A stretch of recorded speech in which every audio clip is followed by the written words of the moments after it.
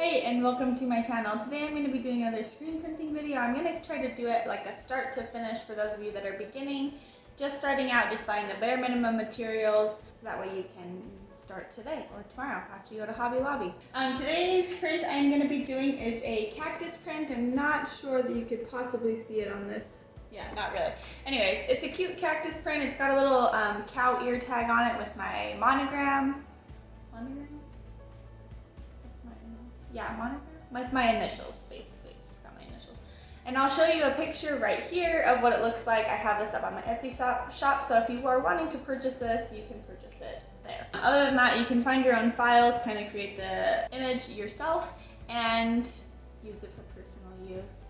So let's go ahead and get started. Don't forget to hit that like button. YouTube likes the interaction, and if you like what I'm putting out in the world, go ahead and subscribe and stick around. So let's get started with what we need. So to start off, a few of the things that you are going to need is a speedball screen printing kit. It comes with a screen. It has these latches on there with a flat back that is like a piece of wood with hinges, if that makes any sense. I don't hardly ever use that backing. I usually just use the screen by itself. You'll need a squeegee. It looks a little something like this. I believe this is a 9-inch squeegee. Yes. And you will need some sort of ink, whatever color you desire. I really like just plain black ink. So if you're getting started, I would probably just go with black. You'll need painter's tape to tape off the edges where you don't want ink to go after you put your vinyl on there, and I'll show you that. You'll need some transfer tape. You'll need a scraper tool. You'll need your design, of course, and you'll need your t-shirt. So let's get started on the weeding process. And just remember, in Cricut Design Space, you are going to need to mirror your image, and you are also going to do a little trick that I learned from the YouTube channel Pigskins and Pigtails, where she does a little dot right here at the top, and I'll show you once I pull it out. So that way you can line up your image neatly on your shirt. I also cut a big piece of vinyl all the way on the outside, and I use this whole entire square of vinyl so I don't have as much tape to tape off, and I know that it's centered because it's centered on this square. You are going to weed your design like a stencil, so let's go ahead and do that.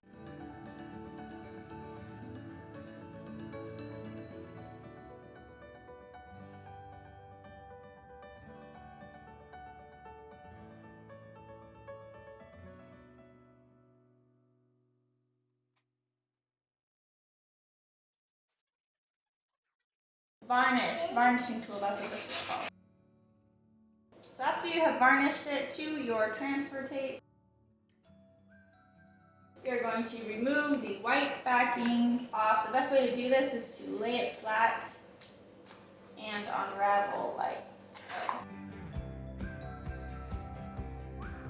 Okay, quick trick right here is you can see I'm using my little scraper tool on the backing paper, and I'm pushing the vinyl to stick back to the transfer tape.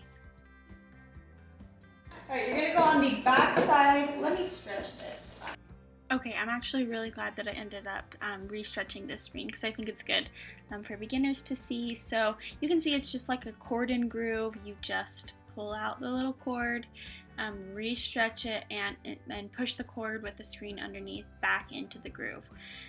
The best way for me to do this is that little flathead screwdriver that I have there. And I just apply pressure, pulling against myself, and you just stretch the screen back in there. It is really, really simple. I will say though, once I started stretching my screen, I feel like I have to do it more often. I don't know if it just doesn't hold up as well, but... Alright, we got it straight. Stop, not straight, we got it tight. And next you center your design on here to the best of your ability. I probably struggle with the most. Flip it over. You want to varnish your vinyl to your screen. And the best way to peel it off is flat and against itself.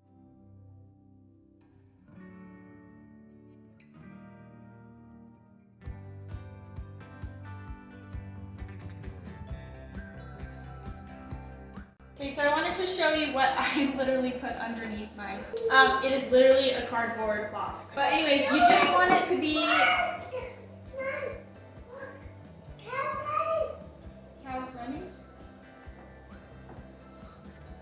You just want it to be the size of your sticker, and I prefer to have a raised surface. I have watched videos where they don't have a raised surface underneath. So when you're starting out, start with a hard raised surface underneath. Next, you're just gonna use... An elephant's gonna get you? Next, you're going to use just regular painter's tape. I got this probably from the dollar store, Family Dollar, something like that. And you're gonna tape off where you do not want ink, which is everywhere around your black vinyl. So let's do that.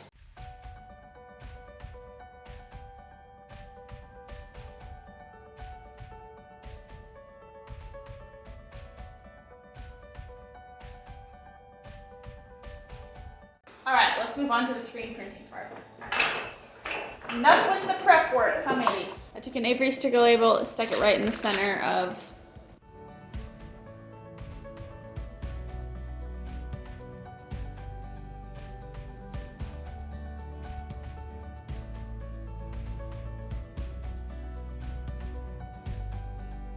All right, next you're just gonna tape over that Avery hole that you have up at the top.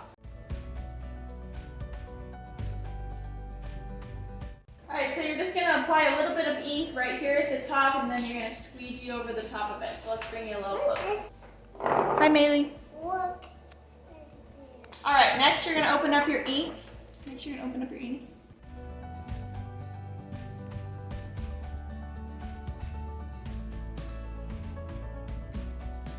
I just pull it over the top just to make sure I kind of have enough. And then I'm going to put a little bit of pressure with this hand over here and push even distribution of pressure with my 4 fingers.